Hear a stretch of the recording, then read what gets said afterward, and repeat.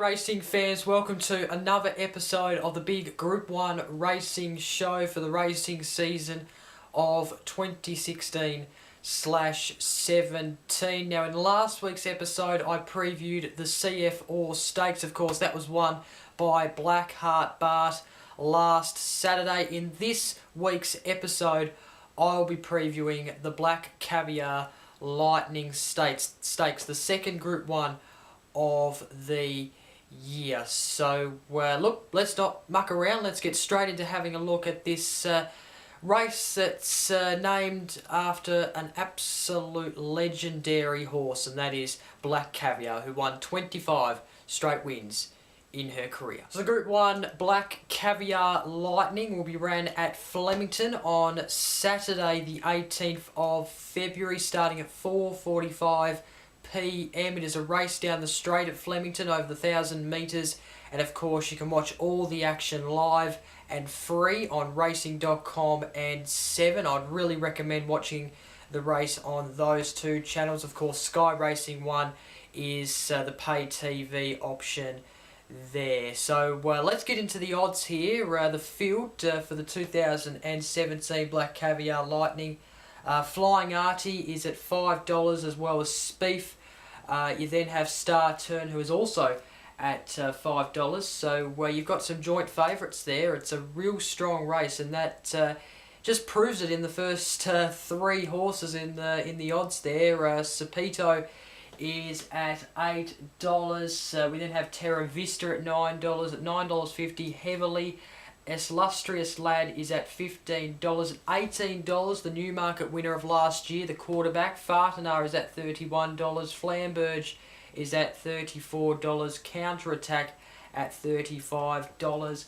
At $81, we have Miss Rock. And then finally, Urijo is backed by the punters at $151. So that is the field. Let's now get into the field in depth. Number 1 is Terra Vista, coming out of barrier 9 in this race. Is trained by Joseph Pride and will have Corey Brown on board as the jockey. Definitely has the win range to win this race. It's no question about that. Came 6 out of the 15 horse field last year in the TJ Smith. Went on a bit of a break and then come back and ran on Oaks Day in one of the races there. Comes second out of the 10 horse field over the 1,000 metres down the straight, so that was a really good return there by Terra Vista. And then just recently, the last time actually we were talking about Terra Vista on this show was in the Winterbottom preview. It actually came 10th out of the 12 horses that day over the 1,200 metres. Wouldn't read too much into that because,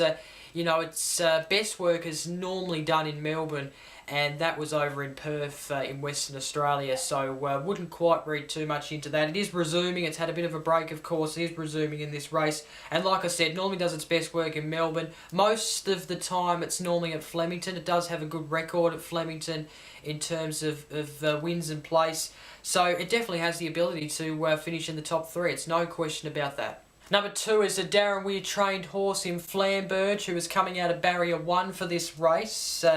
It is going to be jockeyed by Brad Ruler, and in its last 2 races on Oaks Day, it came 8th out of the 10 horse field there in the same race as Terra Vista.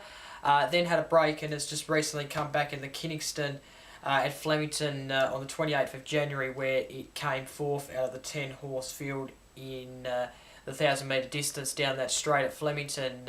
So look, back at Group 1 level, it won the Group 1 William Reid earlier last year. That was 2 preps ago, actually, to be exact. So, look, anything is possible. It is down the odds, but look, anything is possible from Flarebird, who was surprised before. Number 3, the quarterback. This is a Robbie Griffin's trained horse. Matthew Allen will be aboard. Has been aboard this horse for quite a while now. It's coming out of barrier 12. Has a win range of 1,000 metres to 1,400 metres. And, well, it's come 6th in its last 2 races. In fact, one of them was the Darley Classic last year, where Malagara won that one. And then just recently in a trial, it came 6 out of the 6-horse field. That was over the 800 metre distance at Cranbourne. So, look, that was only a trial. So it's resuming here in this race. And, look, it has the class to go down the straight and... maybe not, well, probably does have the ability to win this race, but it should be definitely top 6 worthy, no question about that. Number 4, Counterattack, Chris Waller trained horse. Mark Zara is aboard this horse for the race. It's coming out of barrier 6.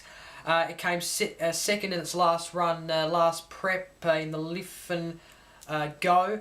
That was at Flemington over the 1,200 metres. It just recently returned in a trial run at Warwick Farmer. It came 7th out of the 10th horse field over 1,000 metres. It hasn't actually ran at 1,000 metres for a while in a big race like this, and it actually hasn't won at the distance. It only has a win range of 1,100 to 1,350 metres. So, look, that's the query for me. Hasn't won at the 1,000 metres, which... is, yeah, just a little bit of a query for me. I probably wouldn't be putting it in my top 5. Number 5, Illustrious Lad, coming out of barrier 8 and has a win range of 1,000 metres to 1,250 metres. It has been a very consistent horse, I must say, in its last 5 races. First, second, and then third in a trial run last start. It is resuming in this race. That trial run I just spoke of, it was actually a nice trial from the horse, which is very pleasant going into a big race like this. And look, like I mentioned before, very consistent, has some good form behind it, and especially at this distance. So, look, I think it's top 6 worthy, and maybe it could surprise. It's definitely up there, even though it is at rather kind of largy odds. It is definitely up there in the top 6, I reckon. Number 6 is Fartanar, who is coming out of barrier 11 in this Black Caviar Lightning Stakes. Has a win range of 1,100 metres to 1,200 metres. Regan Bayliss is aboard as the jockey for this horse. Came 7th in its return run last start. That was on the 4th of February, so a couple of Saturdays ago. That was 7th out of the 9-horse field. That was at Caulfield. So look, it's coming off a poor first start while fresh. It's no question about that. Did win a Group 2 level last year at Flemington over 1,200 metres. Probably is going to be a tougher race, this one, I reckon. Number 7, a classy horse in Spieth, who is trained by Bryce Hayes. It's coming out of barrier 5, and Huey Bowman is aboard as the jockey. Has a win range of 1,100 metres to 1,200 metres. Came second in the Darley Classic last year. Was beaten by Malagara only just at Flemington last year during the Melbourne Cup Carnival. That was on Emirates Stakes Day. So look, it steps up for weight. It steps up to weight for age for the first time, and is, I reckon, right in this. Number 8 is a good-looking stallion in Sapito. It's coming out of barrier 10 and is going to be jockeyed by Luke Nolan in this race. Had a string of wins. Like if you go through its recent form, it had a string of wins before it went to Morfordville and ran in the Goodwood. It came 3rd that day to Black Heart Bart, who won the race, and Under the Louvre, who came 2nd. That was in the Goodwood. So of course it's resuming after that race. Of course it has had a trial run which it won, and it won pretty superbly. It was a solid trial. I can't see why this horse isn't a chance to win this race. It is a bit of a danger horse for me, and even though there's probably some horses above it in the odds, I reckon this horse may just be the one that could cause some danger, could cause some surprise, and may win the race. Who knows? It's definitely top 6 worthy. It's no question about that. Number 9, Uraju, who is coming out of barrier 13 in this race, came 4th in the Caulfield Sprint. Actually beat home Wild Rain, who actually beat Chautauqua at one stage, but in its last race, which was of last prep, it came 18th out of the 18-horse field in the Miss Security. Flippant actually won that race that day. That was at Flemington on Melbourne Cup Day. So, Look, this is a resuming race for it. It's right down in the odds. It in fact holds the largest odds out of anyone in this field. It's going to be a very tough race for this horse. I think the owners, the trainer, the jockey will just be happy for it to get through the race unscarred.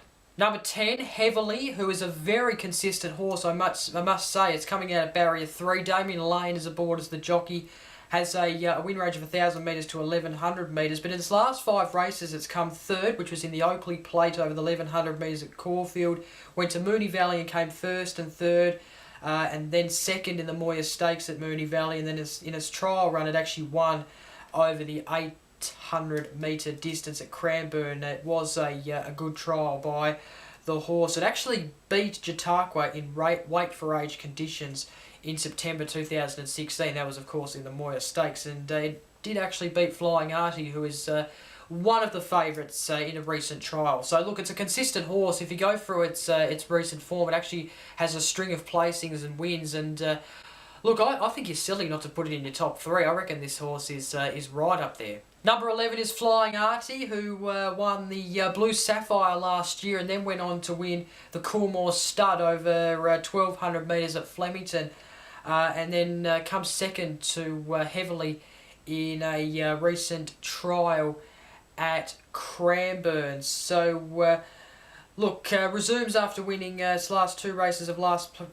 prep, as I mentioned, and back down to 1,000 metres. It should be hard to beat. Number 12, Star Turn. Dwayne Dunn is aboard as the jockey. It's trained by Michael Wayne and John Hawkes. Barrier 2 is the barrier.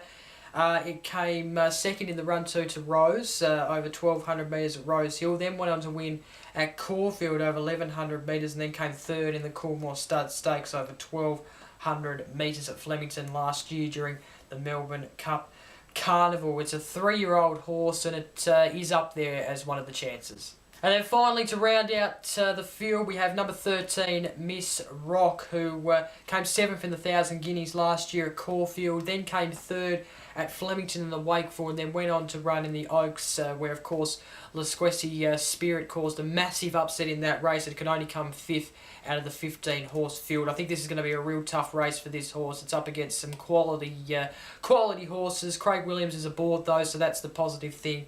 It's coming out of barrier 7.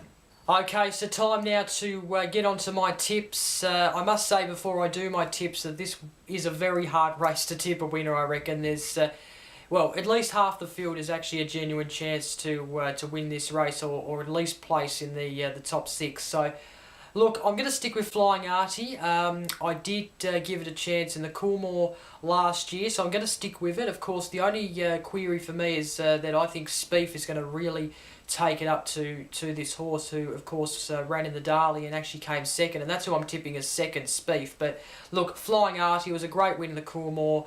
Its last 2 races of last prep were very, very good. It was over the similar distance going into this. It is back at the 1,000 metres, which I guess is a little bit of a query, but I think it's hard. It's going to be hard to beat. So, yeah, look, Flying Artie for me is going to win this race, I reckon. Spieth is second, as I mentioned. Look, only got beaten just by Spieth in the Darley last year. It was only just. So, look, it should come into this race with a lot of confidence, and it's going to be one of those ones that's hard to beat as well. So, Spieth is second, and then I'm going to go Heavily as third. That might be a little bit of a surprise to some, because, you know, Star Turn is up there as well as Terra Vista and a few others as well. Of course, Sapito is one that's a real good chance as well. But I'm going to go Heavily. I think this horse is real consistent at races, and I think it's going to place. I think it'll come third. It's normally good at this distance, and second in the Moya as well. We can't forget that. That was at Group 1 level. Third in the Oakley Plate as well. So it's had some good Group 1 success by placing, which is absolutely fantastic. So Heavily third for me. And then my roughie of the race, I'm going to go number 5, Illustrious Lad. I think this horse is in right form coming into this race. I think it could be the danger. It is at large sort of odds in terms of the odds in this field. You could put a couple of bucks each way, and if it gets up, you get some value from it, because it's a real good roughie to look out for. It is resuming. It has some great form behind it coming into this, especially at this distance. I think it's a roughie to watch out for. I reckon I might put a couple of bucks each way on it because I think it could be up there in the top 3. And that is it for this episode of the Big Group 1 Racing Show, where I previewed the Black Caviar Lightning Stakes of 2017. Do hope you enjoyed my preview in this episode of the show. Of course, don't forget to like, comment and share this video. Subscribe because, well, there's more of the Big Group 1 Racing Show to come. Next week, I'll be previewing Blue Diamond Stakes Day. There's 3 great races to look forward to at Caulfield next week, and I'll be previewing each and every one of them. So do stay tuned for that. Of course, there's lots of other episodes of the Big Group 1 Racing Show coming in the next few Fridays as well, of course, as we get close to the Australian Cup and then Golden Slipper and then all those Sydney Group 1 races as well. So do subscribe to stay tuned to this show, and also all the other content I do as well. I do a lot of AFL content, and there's some other content I do as well. So the only way to basically keep up to date with it is by subscribing and keeping hooked to the social media pages. So that is it. I'm Jacob. Enjoy Saturday's racing action at Flemington and even Rose Hill and stuff like that. There is a lot of racing to look forward to, especially the Lightning Stakes. Bye for now.